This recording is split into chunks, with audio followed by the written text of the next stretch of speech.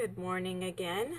Thank you for coming to the replay. It may not be morning where you're at, but it's morning right here as I'm talking this morning. So I just want to thank you for coming on and jumping into my world right now. So we're going to do this a long ways. I started a couple of times and Periscope is really messing up on me, but that's okay.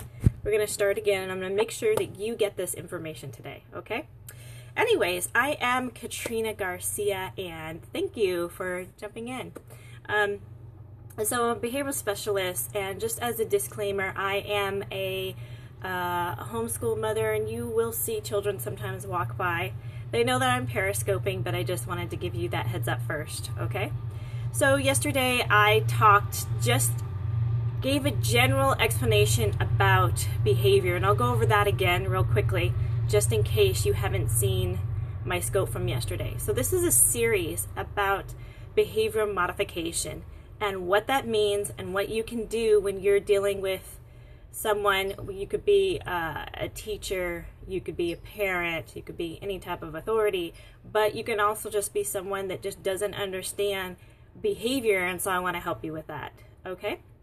So what did I talk about yesterday? I talked about what is behavior and what does it look like and how do you describe it? What is it? So first of all, what I wanted to say was when we talked about behavior, we talked about how it has to be measurable. And what exactly does measurable mean? So measurable means that it has to be something, I'm going to grab my notes right here. It has to be something that you could see or hear.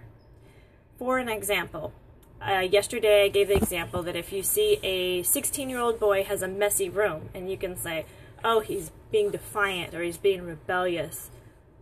Well, actually, no, that's not behavior.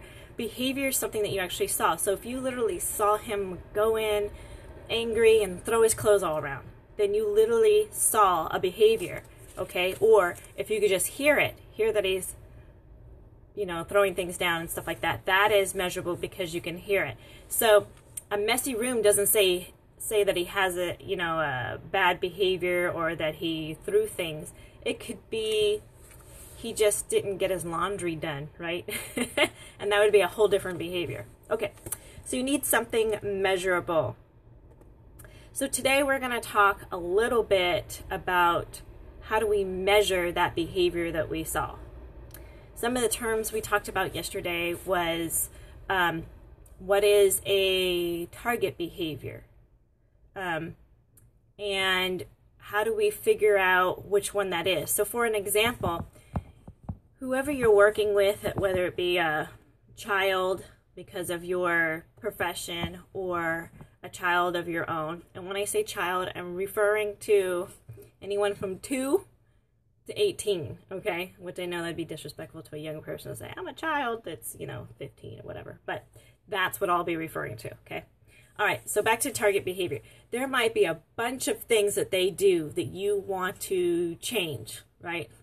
You want to curve it or modify it to be a more positive behavior, okay? So they may, what I used yesterday was angry. So if they get angry and in one environment, let's say school, they're throwing things, right? At home, they're fighting with their siblings. At the store, they might scream. So these are all different behaviors that we think of, but we're trying to figure out what is the one. So if you put all those together, if they're a bunch of, list of things that they do, what does that say to you? So to make it easy, we would say anger, right? Anger is the target behavior, and we're going to work on that. So now that we've talked a little bit about that, we're going to go over how do we record this, okay? Now, it's not easy, but there is a certain method, a certain approach in how to do this correctly, okay?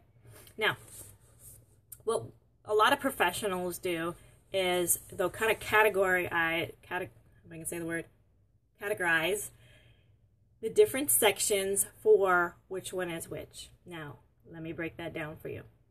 Yesterday, we talked about finding what is the problem. What is the issue? What happened before you saw this behavior take place? There was some type of event that happened before the behavior. The professional term is antecedent. But for you guys, in layman terms, I'm just going to say event. There's an event that took place. So you want to try to find what that is. Then, secondly, in your next category, you want to put, what was the behavior? What exactly did they do? Now, when you record these things, you don't want to add emotion. You don't want to add your emotions to it. You just want to state the facts, okay? So you have the event that took place, which you may not know immediately. The behavior that happened, which you experienced, which you saw. Now, doesn't mean they're related as far as they happen within, 2 minutes, 5 minutes. Okay, time is not a factor here. That's something that you want to figure out later on in the process. But right now, you're just trying to figure out what possibly could have happened to trigger this behavior. Okay, whether it's learned or whether it's just an impulse reaction. Later on, your next category is going to be the consequence. What type of consequence took place? And we discussed yesterday that there's positive consequences and negative consequences. Generally, we think of a consequence as something negative, but no, it's positive or negative. All right, let's get further into this now. Now that we just kind of gave you a general overview, all right? Okay, so when you're going to be looking for this behavior, you're going to kind of be like a detective, right? You're looking for clues. You're looking for the little things that most people don't pay attention to. However, what happens most of the time is people react. Why did you do that? That came out of nowhere. It's not true. It didn't come out of nowhere.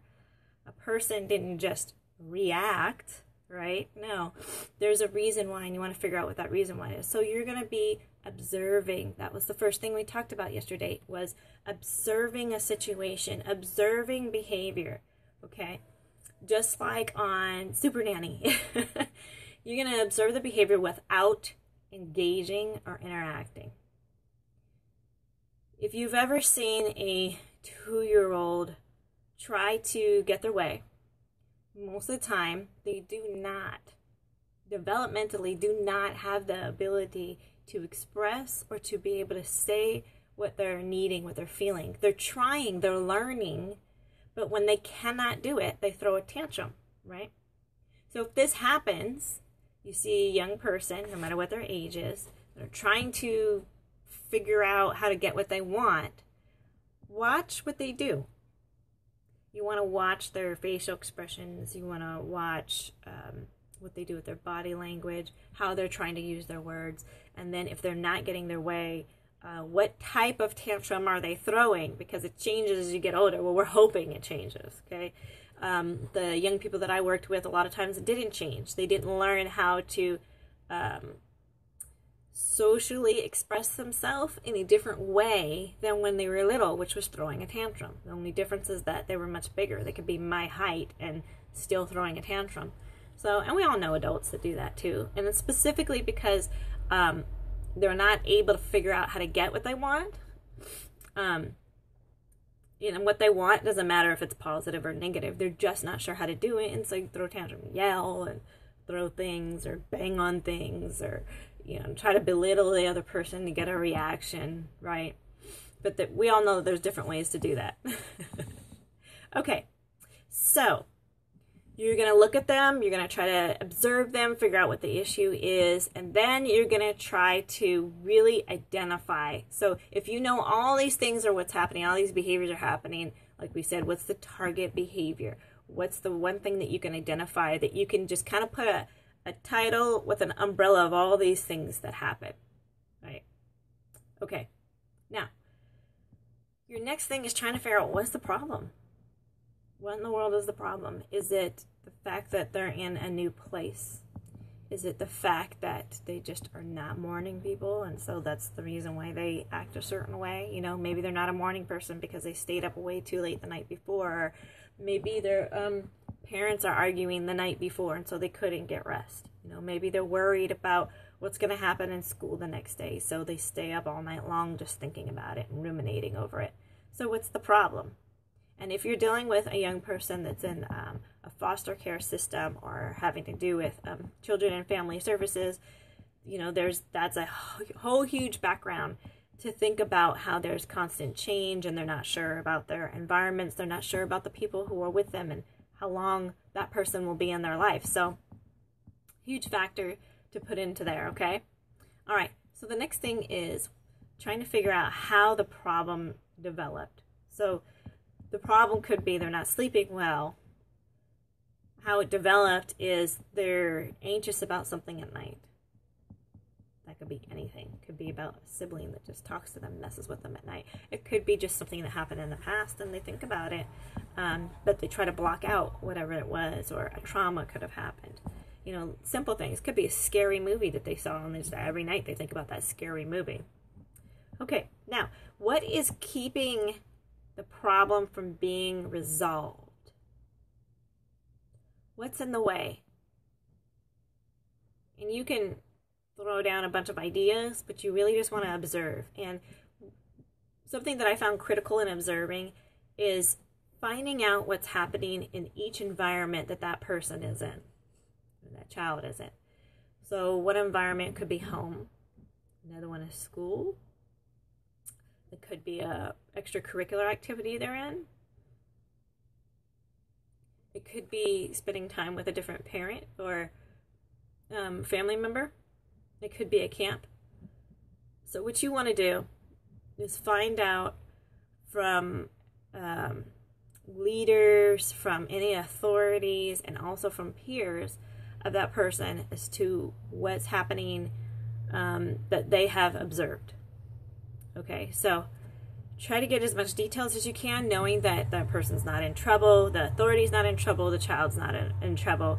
You're just wondering what they observed, okay? That you're just trying to collect some information and learn best how you can help them, and everybody's really responsive to that. So, what is keeping them from being resolved? And when you identify what it is, then you want to make sure that you're going to acquire after that what events do you think is taking place, okay? And then what conditions are they in? So there's a lot of factors here, but as you observe, you'll start pinning down what some of those things are. So not only are we talking about the environments they're in, but how are they doing physically as well? So some of the people that we are working with have diagnosis. They may be on medication for something. Something's going on with their body. And so it's very important to acknowledge that something could be going on with them physically. We're trying to figure out some of what's going on up here by their behavior. And we'll get more and more in depth how to do that. You know, we're not going to diagnose somebody like a doctor, but we can kind of figure out what's happening just by patterns. Okay. So what's going on with their body? Are they healthy? Have they been to the doctor lately? Have they been to the dentist lately? Do they need chiropractic care? Have they ever experienced acupuncture? What's going on with them? And some things you can tell by looking at a person, you know, how healthy they are, by, you know, do they look pale? Does their skin look really dry? So physical things make a huge difference in a person's ability to reason and to think.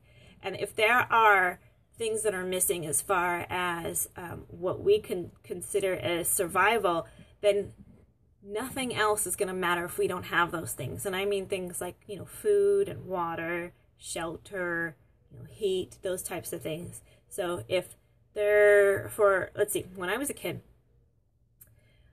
I would be cold all the time, okay? I've learned some of those answers, otherwise I'd still be cold all the time. It doesn't change the fact that I get cold, but I know what to do. For an example, I learned after years and years of being cold that if I put a tank top under my shirt, I'll stay warmer. So I didn't know that when the wind was blowing, it would blow up my shirt, and not my shirt would fly up, but I'd feel the wind come up and I would be really cold. So if I'm cold, I can't think straight. That's all there is to it. I'm more concerned about my body being at the temperature it needs to be for me to even think. So if I'm going to be in a meeting, or if I'm going to be one-on-one with somebody and I'm cold, I cannot concentrate on what they're talking about. Can't take notes, So think about, children that are in school and the conditions they're in. What's it like there? I remember being in 5th grade and that it was always really, really, really hot, where it was just agony for me. So anything we had to do in class, I wasn't able to focus on, and I definitely didn't have the motivation to do it. All I could think about is getting out of that class. So think about those situations, how that young person is doing. I knew of another situation where a young person, I believe they're in foster care, were moving from house to house to house to house. The situation wasn't the transition, or I should say the antecedent wasn't moving from place to place to place. The behavior of the child seemed like as if they were defiant, okay? The situation, the results, and the finding over looking at patterns and figuring out what's going on with the young person is that they needed a hearing aid, and when they moved to the next house, it didn't get moved with them. So they couldn't hear that well. So you can imagine what that's like, going through a transition and not having the things you need. You just think about that for yourself too. If you're going from home to work, or if you're just going to go do errands and you don't have the things you need, if you don't have your phone or your tablet, you don't have your ID with you, it makes it a little bit more difficult, right? So it's the same thing for children, for youth. Okay, so you have to think about the events that follow the behavior, and that would be consequences, right? So natural consequences. Just think about, first we're going to try to figure out what happened before. We may not know immediately. We have the behavior that we're trying to work on, and then what happened after the behavior. You actually want to write this down. You want to document it somehow, because you experience things, or sometimes you kind of live through other people and their issues, but if you're not literally documenting it, you're not going to see the patterns that are taking place. And then even more importantly, when you're trying to work on the behaviors with the young person, you're not going to actually know what changes are taking place. Very, very common is that we emotionally get wrapped up with the person that we're working with because we want to see their success. But if we don't write it down, you'd say, oh, they're working on this, but they still haven't got there. That's, typically how you'll think.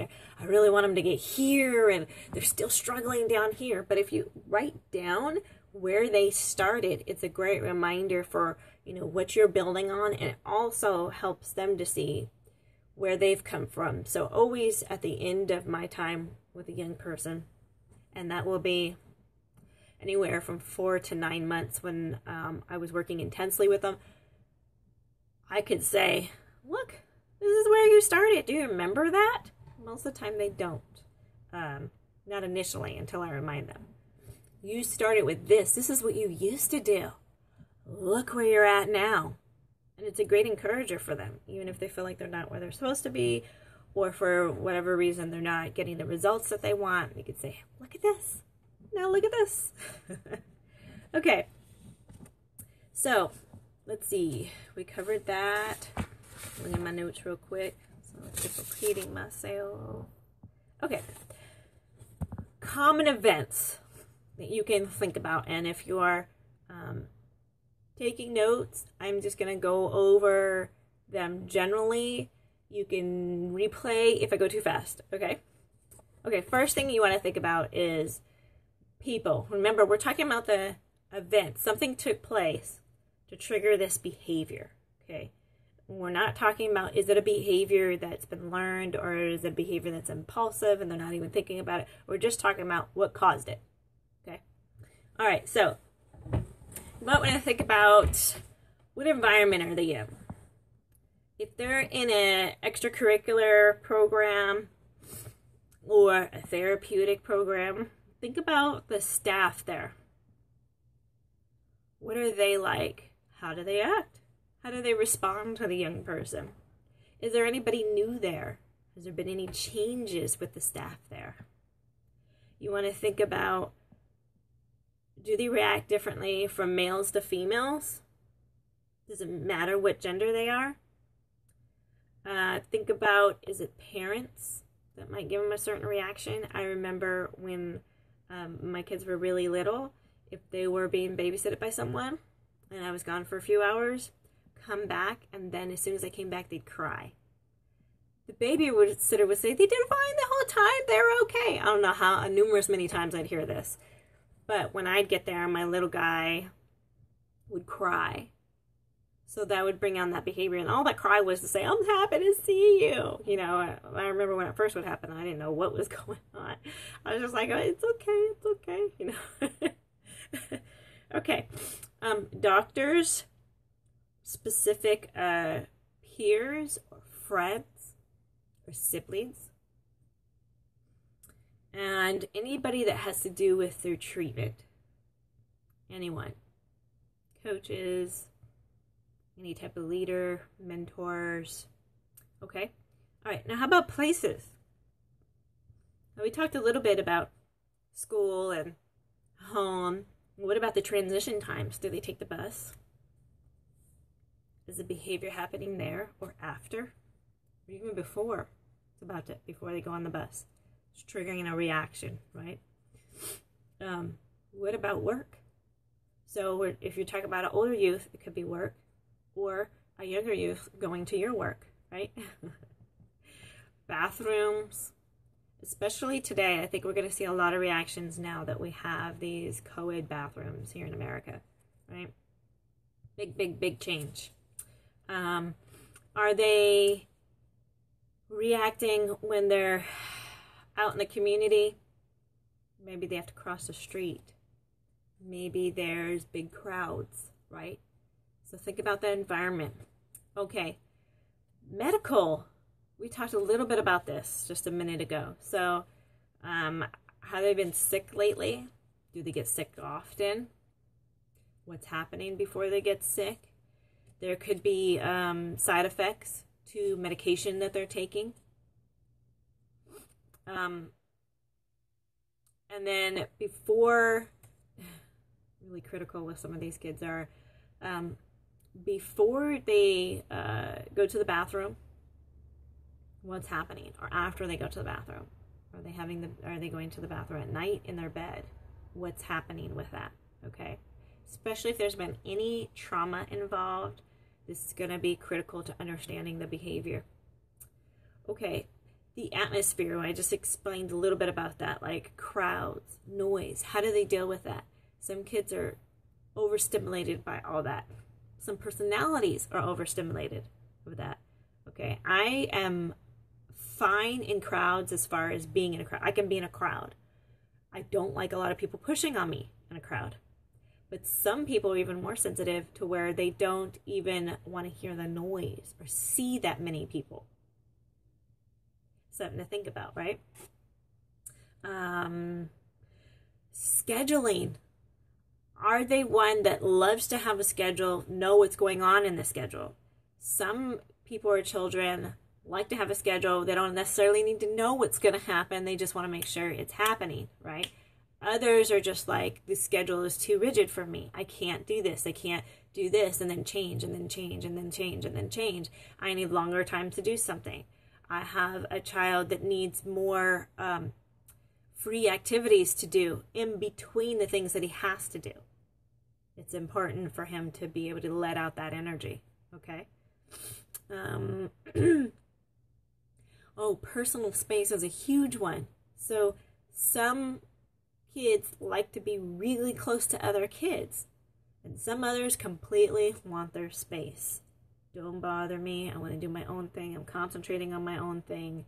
Stop doing that, right? And they can make a big deal about it, and it goes to both sides. Some children that want to be close and have that physical touch. Others that don't want to be close I mean, I think everybody needs physical touch, but I'm just saying that you can definitely tell the difference between the personality differences. The same thing in animals too. Okay, think about what's going on with them as far as their mood. And some of them will experience like withdrawal or agitated behavior. And we've covered a lot of those actually. What happens after they've been stimulated in some way? Okay. And then the last thing is social interactions. Ooh, this is a big one. Okay, anybody that is homeschooling, one of the number one things that they'll hear is, you know, what about socialization, right?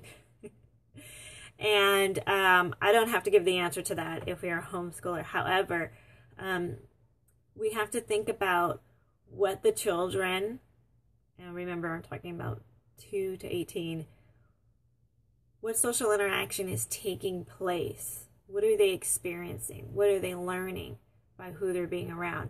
As professionals, we're trying to give them a positive social experience, right? But not everybody in their life is actually concerned about that at all. Many people are just trying to be able to express themselves and be heard, and they're not thinking about so much how the other person will feel. They just want somebody to feel them, right?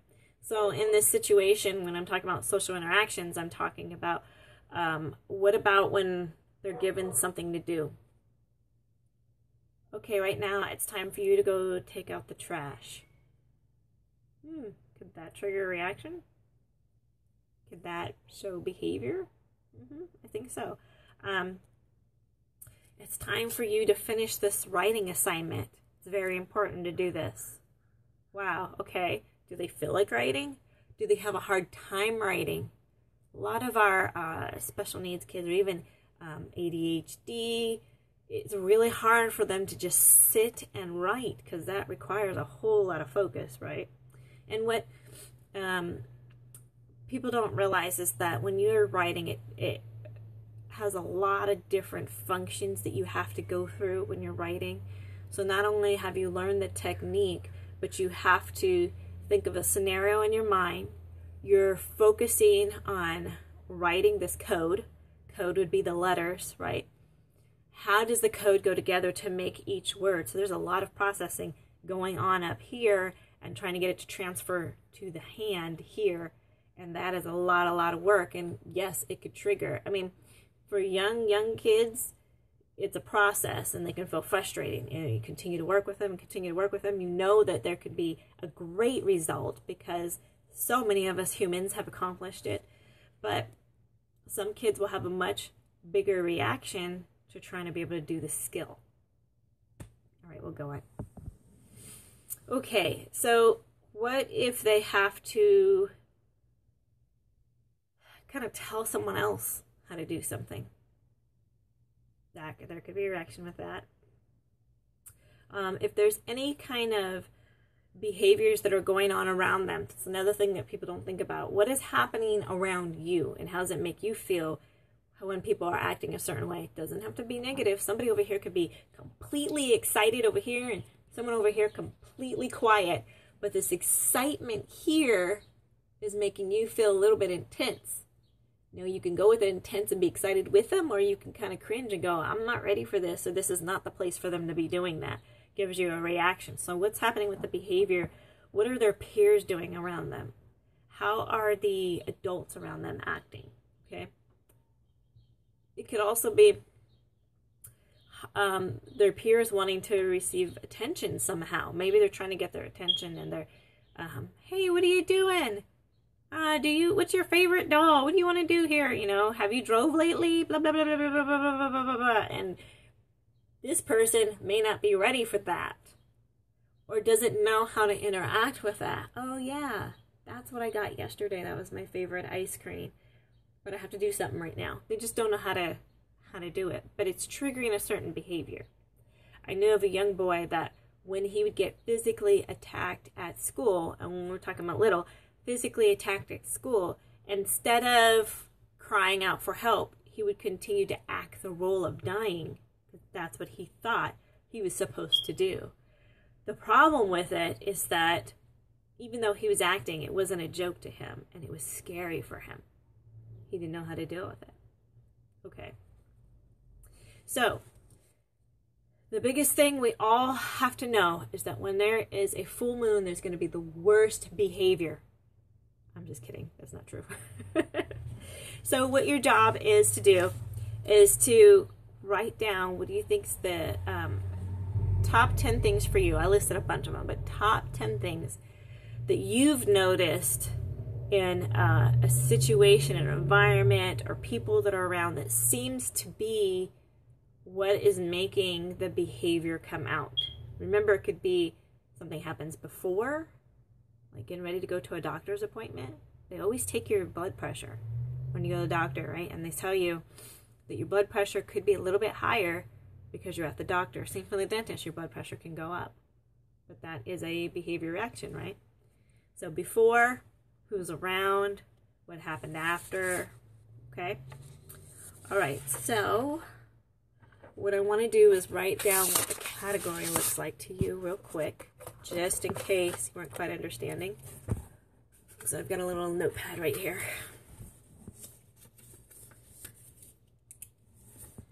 And so I'm writing event,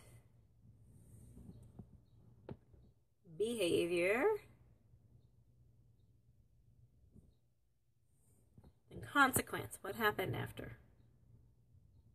We haven't even talked about different types of consequences yet. Ooh, I couldn't fit the whole thing on the paper. Okay, so something like this. Let's see if we can get it to be clear. Those are your categories that we went very detailed in. Event, behavior, consequences. Can fit it at the end, right? And you can list many of them because you're trying to measure. All right.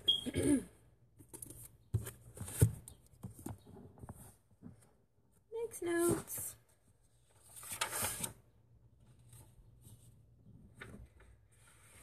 Okay. I know there was something I wanted to wrap up with you right before we end.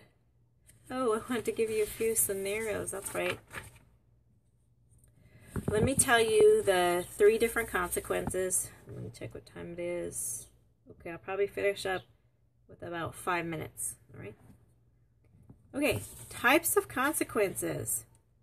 There are 3 that I'm going to go over today, so we don't go too long on this session here. All right. We have positive reinforcement, we have escape, and then we have punishment. And then there is kind of, you know how I give you a title of one thing and then I give you subtitles or lists. That's what we're going to do. I'm sure you can think of many more other kinds of consequences, but we're just bunching them all into these 3 to make it easy. Okay? All right. So positive reinforcement would be something like praise. Oh, you did great. That's wonderful. High five, right? Something like that. Okay? Getting attention from a peer or an adult. That is a positive reinforcement. You went and ride your bike and you went for 10 minutes? That's great. Can you show me how you did it? Right? Giving points for doing something. Giving money for doing something. Giving special privileges, or even giving them something to eat. That's very popular in America, giving rewards by giving them food, for doing good things. Not necessarily a bad thing, but you do want to be aware that you're not associating every good emotion with food. Okay? So I'll give you an example. I had a young person that was working with, they were a teenager, and I wanted to show him that fitness was a really good thing, right? And so I was tying in taking care of yourself by giving fitness, using some of that energy and adrenaline you have, to hygiene, and then nutrition. So we went and did Taekwondo. After Taekwondo, well, before Taekwondo, I'd tell them about, clean yourself up, look good, then you do Taekwondo, and then after that, we would go to Subway. They're right next to each other.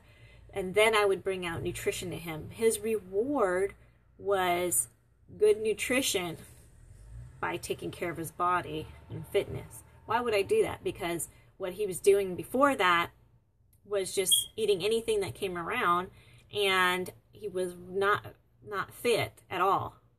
I don't know why he wasn't fit. I just know that him turning into a teenager, he needed to have better hygiene, and he just loved the fact that he could go to Subway. It was like the biggest thing to him that he would be able to go out and have that. It was huge. You know, I personally didn't know that until I tried it, but I wanted him to see what good nutrition was as opposed to McDonald's or Jack in a Box. Let's try Subway, and why are we having Subway? And then we go further into that. So that was a positive reinforcement for taking care of himself. Okay. Messed up on my notes here. Try something different next time, but here we go. Okay, so our next one is escape. What is escape? Yesterday I gave a very general, short example, which was that somebody that when they're stressed out, they go to watching TV or they go to the movies because they're trying to escape how they feel.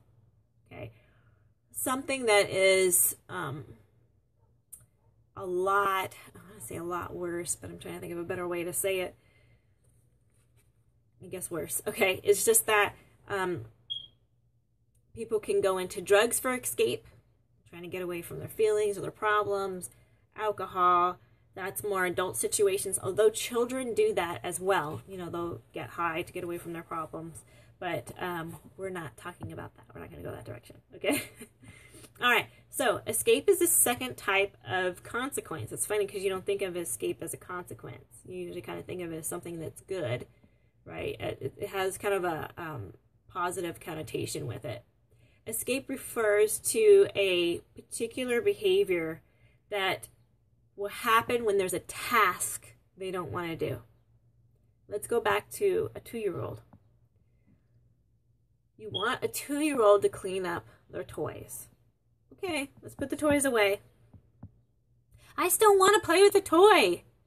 Of course, they don't say it that eloquently, but they still want to play with the toy. And so what do? They throw a tantrum. They're screaming, they're kicking, they're telling you, no, I'm not going to do it, right? And this takes place, say, like 5 minutes. 5 minutes, you don't want to hear it anymore. Fine. Go over there. You're in punishment. I'll put away the toys. Who won? 2-year-old won. They got to get out of the situation, right? They got to escape the task that they were supposed to do. They had to go on timeout. Both of you were unhappy, but he didn't have to do the task, okay? That's what escape is. So it happens in various levels, depending on the age and the size of the person. Well, there has to be something that, you know, they have to do, or yeah, it's basically have to do. So it doesn't have to be, say, like a chore or something academic, like writing a report or doing your ABCs or something like that. But it could also be that you just need to sit in your therapy and try to process how you're feeling. It's a task. I don't want to do it. Okay? So escape is technically a negative behavior. All right. The last one that we're going to go over quickly is punishment, which is the third consequence. It's an unfavorable consequence. So we all understand what punishment is, and it can come in different environments. So say if you have a job and you did something incorrect for the 3rd time, and so the consequence would be that you get fired, right? So it's unfavorable, but it doesn't mean it won't produce the results that you want. The confusion comes with what type of punishment you're using and what you actually expect to happen with that, okay? Something very common, punishment, yelling at the person. I'm going to yell at you, and I'm going to let you know exactly how I feel, and you should feel bad about this, right? Very, very common. But it doesn't usually yield the results that you want. So here's some examples of punishment. Timeout, loss of privileges, and like I said, it's like reprimands. reprimands or getting rebuked or corrected or yelled at, right? Okay, so throughout this series, I'm not going to talk a lot about punishment. I'm going to talk more about reinforcement. I'm going to talk about, positive reinforcement. I'm going to talk about preventing the behaviors from happening. I'm going to talk about how you work through issues with them. Instead of them using escape, how do you actually work through what you're uncomfortable with? Okay? I'll be in the future, and let me check the time, because I said 10 minutes. No, I said 5 minutes. Okay, we're going to wrap up. I'm going to wrap up with a couple of like sentences or scenarios, and you tell me what you think, okay? All right. Here's the first one. Earning praise after completing a job. Would that be a positive reinforcement? Would that be escape? Or would that be a punishment? Earning praise after completing a job. Okay, next one. Getting paid after doing a chore. Positive reinforcement? Punishment? Having a task removed after hitting the teacher. Think about that. Having a task removed after hitting the teacher. If you're not sure, that's called escape. They got another situation. Okay, being reprimanded or yelled at after hitting a peer. How about falling on the floor after an instruction, which is then removed? And lastly, face slapping, which is followed by attention. Why did you do that? Why did you hit her? Right? Okay, so our next session is going to go further into dealing with the how to, okay, first of all, let me say, first session was to observe, okay? Second was to write down the behaviors. And I would love for you to share with me what you're noticing, okay? And if you have questions, you can definitely tweet me. You can go on to Facebook at Wake Up Call. Wake Up Call is spelled W-A-K-E-U-P. I should write it down. Space call. And you'll see Katrina Garcia. And I do two things. I talk about physical fitness and mental fitness. I'm going to write it down right now. If you are looking for a private consultation about a specific situation, I'm on Fiverr, and I'll give you that too. Right, Facebook. Okay, so this is Facebook. Wake Up Call. Okay, and then you can go on that page, and I'm trying to post these same videos up there. And for a private consultation, find me on Fiverr. And that's easy. That's just Fiverr. Katrina Garcia. So Fiverr is Fiverr. Some people call it fiverr.com/Katrina Garcia. And you can find me on there. Okay, so I will see you in the next part of our series. And you can get a hold of me if you need to. I thank you for joining me. I know this was not a short session, but I didn't plan it to be. I actually want you to get the information and be able to be better at what you do and what you are trying to accomplish. Okay? So thank you very much for joining me and actually coming into my home with me and sitting with me. I will see you tomorrow.